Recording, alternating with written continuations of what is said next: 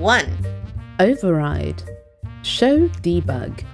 Search cutting. Export texture. Export mesh. Download or make something. Fit your texture. In Blender, open image, pin. Object mode, make material diffuse 01, checkerboard, add your new image. Make sure your UVs are the same number as the one you're going to join it to. If need be, edit mode, turn on keep UVs, and move UVs where needed. Of original cutting board, delete verts of what you don't want to keep, then join.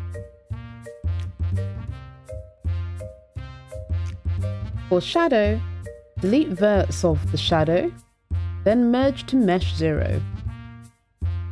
Re-import. Play around with the rig slots if you need to. Done.